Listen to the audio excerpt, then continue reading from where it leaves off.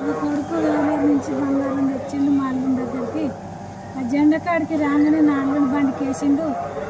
ఇక్కడ నుంచి హనుమాన్ల టెంపుల్ కాడికి పోయే వరకే పోయింది. ఇక్కడ రాకున్నది ఇరగా పోయింది. అయ్యా బాధ్యను ఎవరికైనా పైసలు ఇస్తా, వాళ్ళకి ఎంత కావాలన్నా ఇస్తా, బాధ్యను కాలు మొక్తా, దండం పెడతా, దయచేసి ఎవరికైనా నీ పేరు బయటికి రాకుండా నీకు ఇస్తా, డబ్బులు ఇస్తా, 14 తులాల బంగారం అయ్యా ఈ బాధ్యను. నా మనోరాలు బట్టలు ఉన్నాయి, అనిగులున్నాయి, శిల్పకాయలు వేసిన. పేరు పుట్టబాగ సమ్మయ్య, ఉప్పల్ నరసింగపూర్ గ్రామ మండలం హుజురాబాద్. ఆదివారం రోజు అమావాస్య రోజు ఇంటి దగ్గర ఉన్నాము. రేపులో అది ఎప్పుడు పడిపోయిందో మాకు తెలియదు, మేము చూడలేదు, మేము ఇంట్లోనే ఉన్నాం. 3 గంటలకు బయటకు వెళ్ళేసరికి అక్కడ ఉన్నది చెట్టు దగ్గర బ్యాగ్ పడేసి ఉన్నది. అయితే ఎవరన్నా ఏమన్నా చేసి పెట్టచ్చు అనే ఉద్దేశంతో అమావాస్య కదా అని చెప్పి మేము ముట్టుకోలేదు. సాయంత్రం అయ్యేదాకా కూడా దాన్ని ఎవరు ముట్టుకోలేదు. సాయంత్రం 5-5:30 గంటల్లో ఇక సరే ఎవరు ముడతలేరా అని చెప్పి తెచ్చి చూసినాము. చూస్తే అలా బంగారం కనిపించింది. అరే పాపం ఎవరు ఇది పండుగ కొంచెం అంటే పడిపోయినట్టున్నాయి అని చెప్పి అట్నే దాచిపెట్టినాం. సరే వాళ్ళు వస్తారు, ఇక బంగారం ఎవరైనా వస్తారు చూస్తారు కదా అన్న ఉద్దేశంతో అట్నే ఇద్దామని అట్నే పెట్టినాం.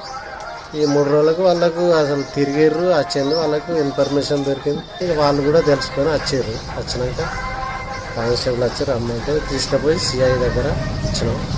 వాళ్ళకి ఇచ్చినాక ఇక మాకు కూడా సన్మానం చేశారు. సరైన మంచి పద్ధతి అని చెప్పి తన అత్తగారింటైనా వేలేరు నుంచి వాళ్ళ భార్యకు సంబంధించినటువంటి బట్టలు, అలాగే ఆమెకు సంబంధించినటువంటి 13 తులాల బంగారంని ఒక కవర్లో పెట్టుకొని బైక్ పైన వెనుక ఉన్నటువంటి ఆ కొండకి అది పెట్టుకొని వస్తుండగా మార్గ మధ్యంలో ఎక్కడో కవర్ పడిపోయింది. సమ్మయ్య అనే వ్యక్తి అతని భార్య దాన్ని ఈరోజు ఆ సంబంధిత వ్యక్తులైనటువంటి రెడ్డిబైన రమేష్ వాళ్ళ కుటుంబ సభ్యులకు ఆ బంగారాన్ని అందజేయడం జరిగింది.